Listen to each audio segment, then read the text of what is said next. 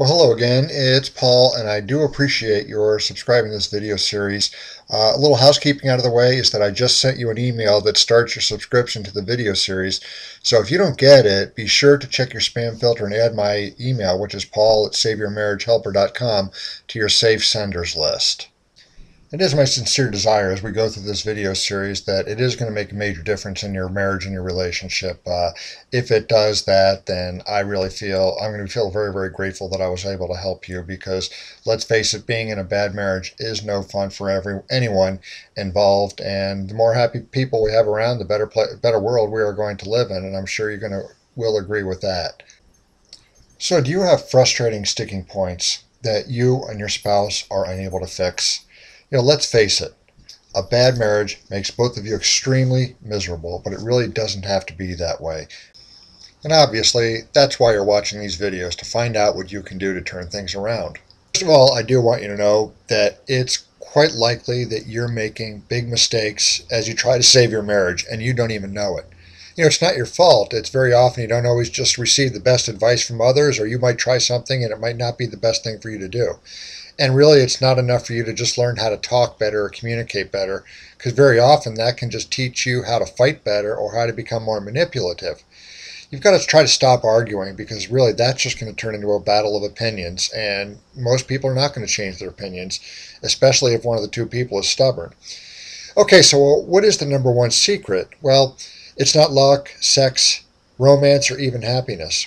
It's actually two things: commitment and companionship. Commitment means that you've taken the personal, moral, and structural reasons to stay in the relationship. You have strong reasons for doing that. And you figure companionship means that you and your spouse have a team against whatever challenges life hands you. So whether it's illness or finances or children or in-laws, if you're the team and you look at yourself as a team, your success is going to be much greater. Just like in a sports team, when they all have a common goal, they're going to be much more successful. Not one individual, but the total success.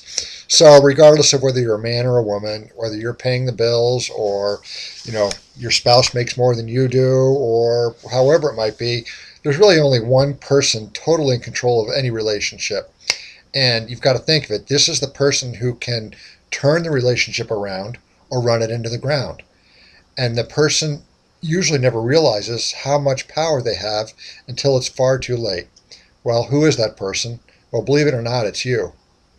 Think of it. You have the choice to how you're going to react to a situation, or you can take responsibility and choose your own actions. It's your word and how you're going to use your word and how you're going to take what other people say that's going to determine how you feel.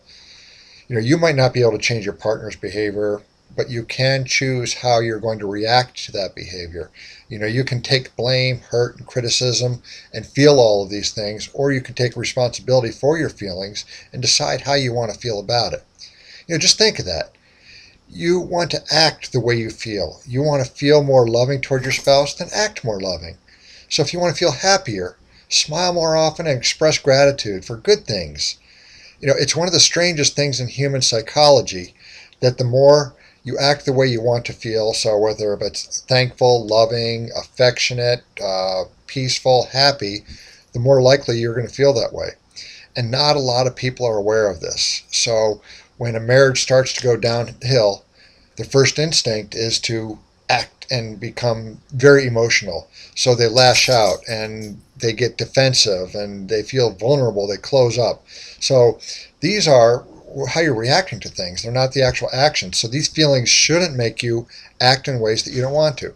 You do have the power to transform your marriage, even if your partner doesn't want to, because your own behavior has a huge influence on your spouse.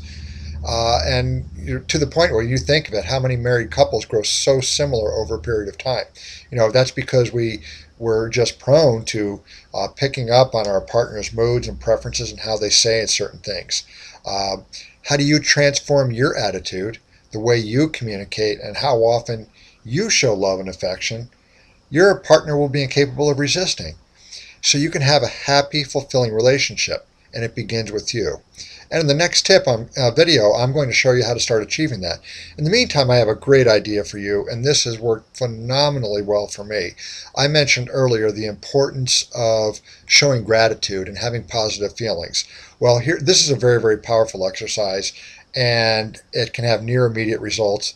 It's simple, easy to do, and only takes a couple minutes each day. I personally like to do it first thing in the morning because it's a great way for me to start the day, but go ahead and pick a time that works best for you. Okay, first of all, take out a sheet of paper or notebook, and at the top of the page write, "I love the following things about," and then enter your partner's name. Now, you want to write down 20 things that you appreciate about your spouse, or things that you're grateful for about your spouse. You go ahead and think of anything. Nothing is too minor or too major to write down. The key is to put it in writing. Now, after a couple of days, personally I like to wait about 5 days because then I can have a list of 100. Go to your spouse and say, "I've been thinking of the things that I love about you and appreciate you, so I've gone ahead and put them in writing, or wanted to give them to you." A real nice touch to add to it is to getting a greeting card and write those words on the inside, and maybe take the papers that you have with all of the wonderful things that you've thought about, that you're grateful for about them, roll them up into a little scroll and tie a pretty bow or a string or yarn around it, and make it like a little present special that you're giving to them. This technique is going to make you feel good. It's going to make your partner feel good, and it's very, very powerful. So go ahead and give it a try. Well, that's all for this video, and if you have any comments, go ahead and use the contact form and get in touch with me. But we'll see you in the next video. Bye-bye now.